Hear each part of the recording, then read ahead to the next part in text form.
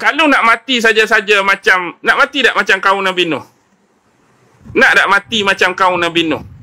Kalau boleh tak maulah. Macam kaum Nabi Lut, tak mau. Semua tu, sebab itulah kita belajar tentang akhir zaman ni. Tak mau mati dalam keadaan sebagaimana manusia-manusia yang dimurkai dan dilaknati Allah mati. Nak mati sebagaimana orang yang beriman, orang yang soleh, orang yang Allah redha. Tu je. Nak fikir pasal mati, semua mati. Tapi kita nak mati lagu mana?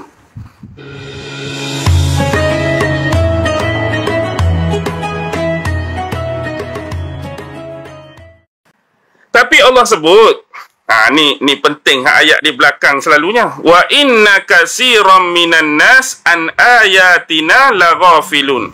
Tetapi kebanyakan daripada manusia sentiasa lengah, sentiasa lalai daripada memperingati tanda-tanda kekuasaan kami.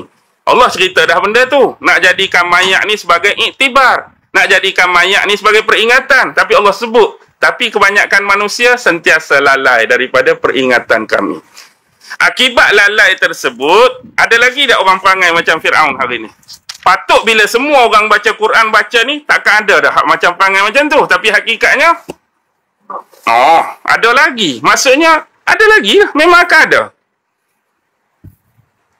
Semua sekali ke atau sebahagian. Contoh, antara perangai Fir'aun mengaku Tuhan. Hari ni ada, berhenti dah kau orang mengaku Tuhan. Patutnya, Fir'aun mengaku Tuhan. Kena lagu tu. Pakat senyap lah kau lah. Tiba-tiba berhenti dah kau mengaku Tuhan. Ke ada lagi yang mengaku Tuhan? Maksudnya, tak habis lagi. Betul lah Allah kata kebanyakan manusia lalai. Hak sombong macam Fir'aun. Ke semua tu tawaduk, khusyuk semua dah. Ada lagi. Hak takabur sombong, ada. Hak berasa kekuasaan, kepimpinan segala tu milik dia, ada. Hak zalim kat orang, ada. Hak menaya orang, ada. Hak tindas orang, ada. Padahal duk baca dah ni. Tapi Allah kata tetap akan ada. Lepas tu bila hak macam tu tetap ada, hukuman yang Allah akan bagi kepada orang yang hak macam tu sama seperti Fir'aun, agak-agak akan ada lagi tak? Akan ada lagi. Bukan maksud nak suruh timpa dia tu tak semestinya mati lemah dalam laut macam Fir'aun. Tapi nak habaknya, bentuk dan cara Fir'aun dimatikan tu, pasti akan ada jenis hak manusia yang bila nak mati tu baru dia, sekarang baru aku beriman. Tu. Bukan maksud saya semestinya kalau dia buat perangai bersih macam Fir'aun tu, dia nak mati pun mati dalam laut. Tak. Maksudnya cara Fir'aun nak dimatikan tu, dia tu beriman, insaf waktu tak di hujung sakarat maut. Tu kita tak mau. Sebelum ni duk buat jahat, duk buat dosa, duk buat anaya, bila mari di sini orang sebut apa? Nak putus, orang Penang sebut apa? Kalau Kelantan dia ambil lebih kurang macam bahasa Quran, gor-gor. Dia sebut geragan. Kalau istilah kata sebut ni nak mari geragan ni. Kalau kata gor-gor kan ayat Quran. Geragan. Geragan tu nak putus nyawa lah. Kalau orang Penang kalau nak kadang tu dia sebut apa? Nak habis, nak putih, nak habis lagu tu ajalah. Tak ada istilah.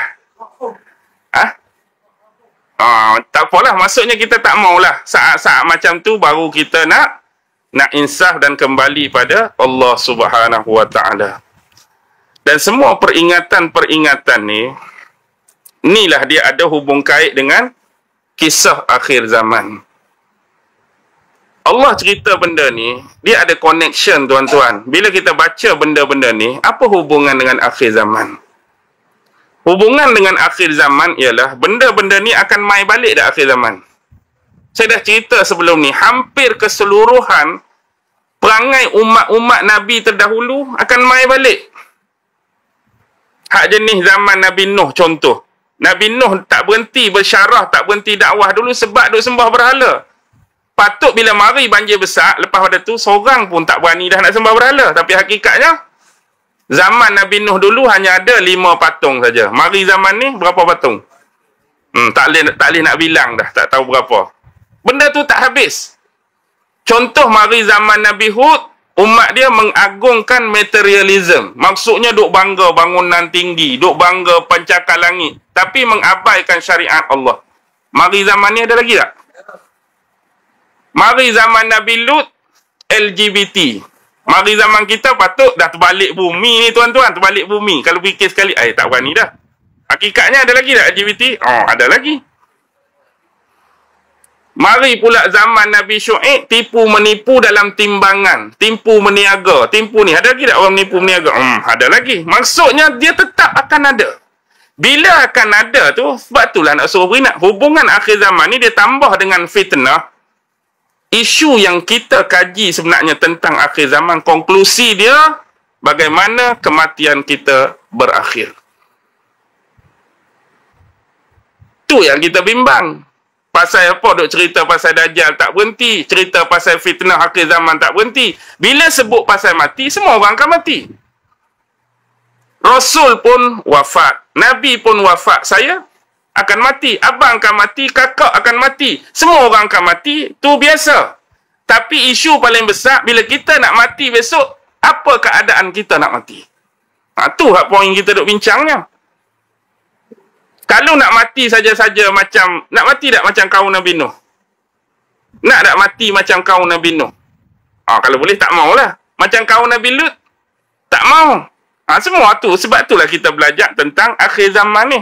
Tak mau mati dalam keadaan sebagaimana manusia-manusia yang dimurkai dan dilaknati Allah mati. Nak mati sebagaimana orang yang beriman, orang yang soleh, orang yang Allah redha. Tu je. Nak fikir pasal mati, semua mati. Tapi kita nak mati lagu mana? Kalau nak tak fikir nak mati lagu mana, tak payah tahu tentang Dajjal tak apa. Mari Dajjal pun jadi pengikut dia. Mati ke tak mati jadi pengikut Dajjal? Mati juga. Dah kalau kata tak fikir nak mati lagu mana, jadi pengikut Dajjal pun tak apa, mati juga.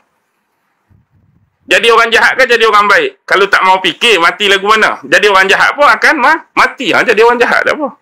Tapi yang belajar tentang jahat, belajar tentang baik, belajar tentang Dajjal, belajar tentang Nabi ni sebab nak mati yang baik. Nak elak fitnah-fitnah tu, tak mau kita terjebak, tu lah connection dia. Jangan sesekali memisahkan sekerang tadi. Jadi seolah-olah ni zaman ni tak ada kena-mengena, ni zaman ni tak ada kena-mengena. Tak. Dia ada connection, dia ada kena-mengena. Peringatan untuk kita semua. 9.40 boleh berhenti tak?